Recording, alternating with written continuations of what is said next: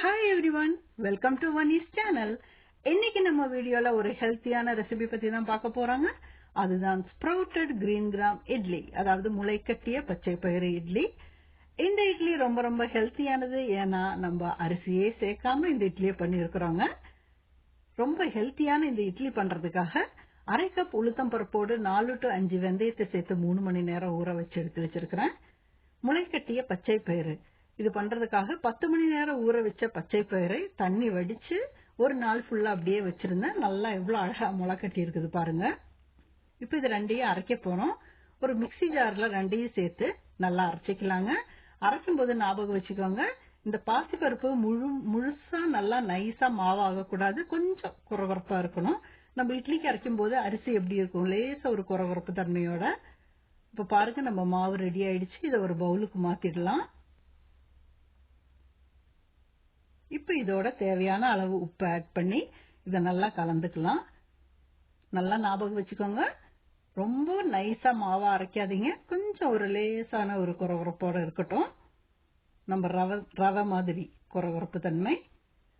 இப்ப இதை நல்லா கலந்து ஒரு 4 மணி நேரத்துக்கு வெளியே வச்சுக்கலாங்க. கொஞ்சம் குளிர் பிரதேசமா இருந்தா 4 to 5 மணி நேரம் வச்சுக்கலாம்.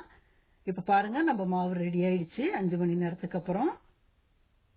இப்போ இட்லி தட்டுல எண்ணெய் தடவி இருக்கிறேன்.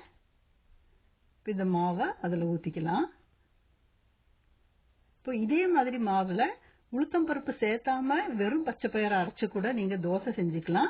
இல்ல இதே மாவுல இப்போ நீங்க தோசை கூட ட்ரை பண்ணலாங்க.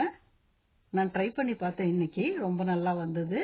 இப்போ இட்லி தட்டை குக்கர்ல வச்சு குக்கர் மூடி நம்ம சாதாரணமா இட்லி அவிக்கிற மாதிரி 8 to 9 நிமிஷம் வரைக்கும் வச்சிடலாங்க.